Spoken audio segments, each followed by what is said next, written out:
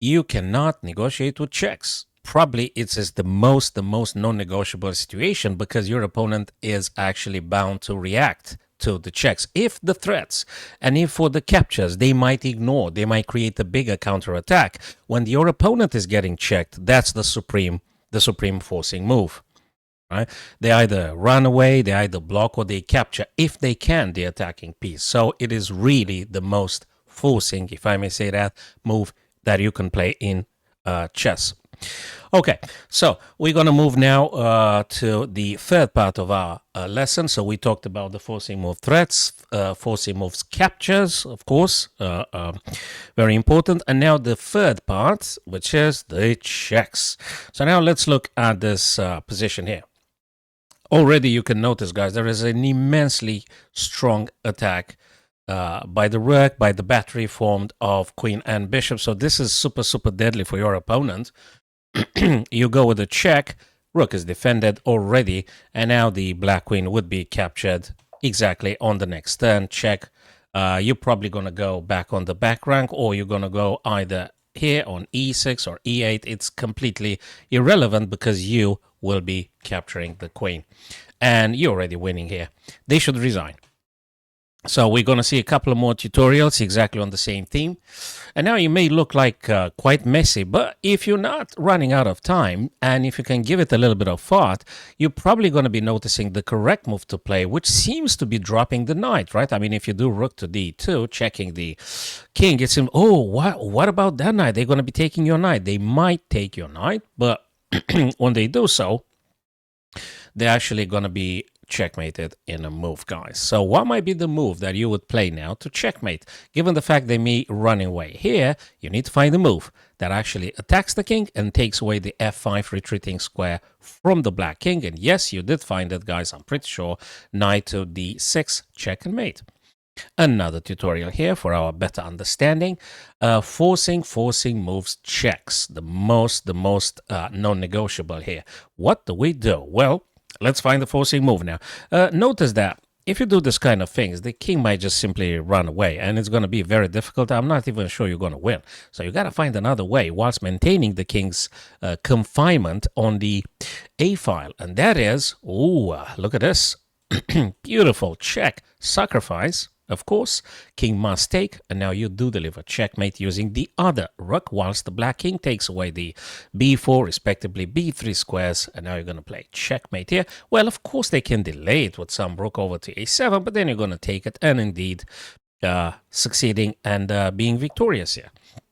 I love this kind of scenarios here when I'm having a very nice sniper here, which is the bishop, covering all the light squares, does not allow the king to move to the left. All you need to is just opening up the H file where the king is, setting that vulnerable completely now. And I hope you guys already saw that. It's a sacrifice with the rook, forcing again.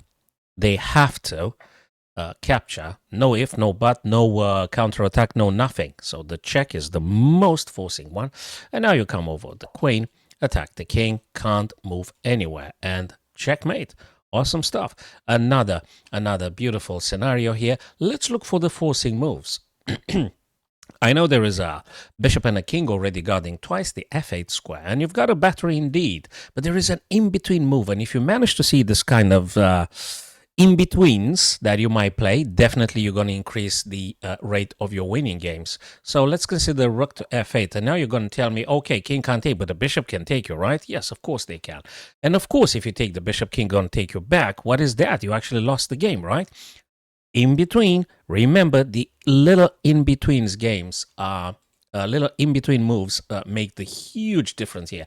What about readjusting the bishop nicely on d3? Look at this check, forcing king running away, and now the bishop on c1 is completely vulnerable, and you've got a very nice back rank checkmate here. Finished. Done. Beautiful. Another scenario here, my friends. The knight wants to take your rook. What do we do? It's time for you to sit down, pause perhaps the video, think about the stuff you are supposed to be playing here. Don't panic, don't panic. Look for attacking moves and see if you can envisage some type of forcing checks. Given the fact that the king is exactly where they are, what if we get the king out in the open. Out in the open means you're going to create a breach. This bishop taking on h2. You attacking the king. Okay, you attacking them. You took a pawn and you check the king. Okay, and if they capture, you actually are more than able to opening up the h. Don't rush it. Don't play the queen to h4, because if you play queen to h4, the knight just takes you immediately. So don't do that. But take the knight with tempo. You're attacking, and now you can prepare the super deadly battery. Queen to h4 with the rook together. Checkmate coming. Really nothing they could do here. Really, if they play this or if they play that, you're going to be delivering checkmate regardless. Even if they play this, again, you've got a checkmate coming here and game over. Can't be stopped here, my friends. Ooh, that's a nice position. Now, you're going to be coming up with material here. Don't look for the checkmates. You're not going to find them, but you would be super inspired here to find out that actually you can get more material from them. Starting with a sacrifice. On many games in your chess career, guys, you will be finding that it's necessary to play sacrifices at some point to be forcing the win or the material win for yourself. So check. That's, again, non-negotiable. King has to take. And now you take a piece with tempo, checking the king. Another forcing move and another little fork here, or big fork. I want to look at it, check again, and whatever they go, you're going to be getting this guy, and then get yourself a queen at some point. Checkmate, done. Nice and beautiful. Now, maybe the most complex tutorial for ourselves today, guys. Think about this one and refrain yourselves to just go quickly, like in a bullet mode. Oh, let me get the bishop. Oh, let me get the knight. That will be resulting in just trades, and really, you're not going to do a big deal of nothing. Future is uncertain. What about moving in a very certain way, very predictable? If you calculate accurately and you see exactly the right sequence needed to be played, you're going to be winning. You're going to be winning for sure here. What is the most forcing crazy stuff? Might look like crazy. You can't do that, right? What about this little move here, knight e2? What about this, the bringer of the end here, knight e2? Check. Checks the king. Attacks the queen. If the king moves left or to the right, you're going to take the queen. That's just game over. And if they take, well, the story starts just now, knight e2. And if the rook takes, oh boy, look at this one. Beautiful, absolutely beautiful. Again, this is super forcing for them. Rook must take. And when they do so, guess what you're going to play? Do you see this guy here? Go for the rook. Check. Oh boy. Exactly right. Now they blocked you. What are you going to do? You're going to lose your rook? Of course not. You're going to keep taking.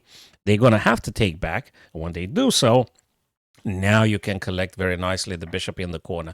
And given the fact you have queen, rook, and bishop versus queen, knight, and bishop, you are supposed to be winning here. This guy is hanging. Rook is more than eager to be brought into the game, and everything is super optimistic. This guy is hanging as well. Let me just highlight all the weaknesses here. So it's important in chess, guys, to identify all the weaknesses that you can create your opponent and then go for the weaknesses. You can't say, I don't know what to do. Some students do say that, but I always tell them, have you developed all your pieces? What are your opponent's weaknesses? Because if you identify them, boom and boom and boom, you will be finding practical ways to actually go get them. So you check, do I get checkmated in a move? No. Am I losing the queen? Am I losing the rook? Am I dropping a piece, something? No. Therefore, that's the weaknesses. Nicely, wisely, go for the weakness, remove them, see if you can create a passer, trade off the pieces. It's not a problem, just trade off the piece. If you've got more material, easy for you to capitalize in the end. Guys, if useful, please do subscribe to my YouTube channel, share the videos, feel free to share the videos, crop them, etc. Not a problem with this. And meet me on my live streams, guys. I hope later on today I'll be able to be streaming the Fischer Random 2024. Fischer Random. I prefer call it like this rather than freestyle, because I think Bobby Fischer invented it, right? So why not give credit to the man? Okay, see you guys very soon, sooner than you think. Thank you for watching.